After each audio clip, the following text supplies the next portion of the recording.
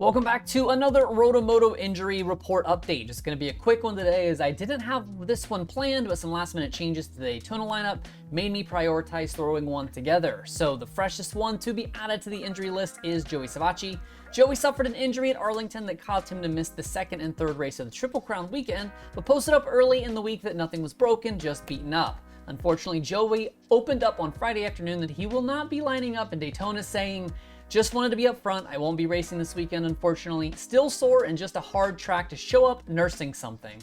My plan was only to race through Daytona anyway, but I will be going, so if you see me, stay high."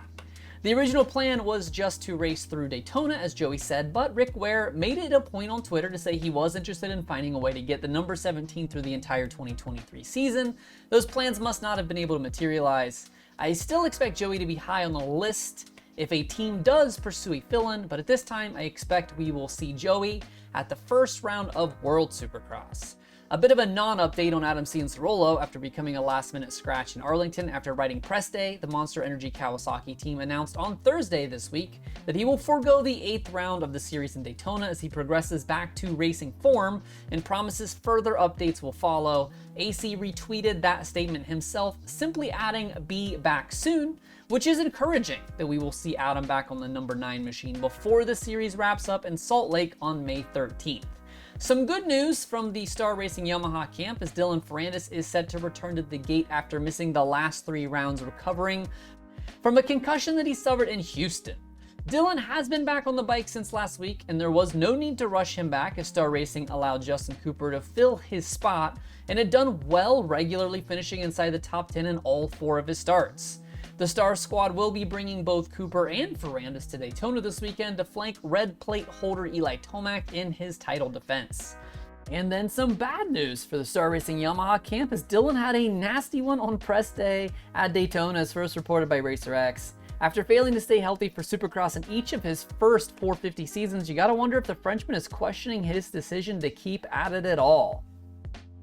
And continuing on the 450 front, Justin Starling will be racing in Daytona despite a nagging knee injury he suffered in Tampa, along with taking a foot peg to the chin and a black eye. Justin said that he re-aggravated the injury in the LCQ last weekend, and when asked about his status for Daytona, he replied, "Ain't no bitch," insinuating that he will be there on Saturday regardless of his condition. Alex Ray is still recovering from his gnarly trip to Indonesia, taking off from Tampa, Florida. His hope as of now is to be back in the lineup next week in Indy or the week after in Detroit.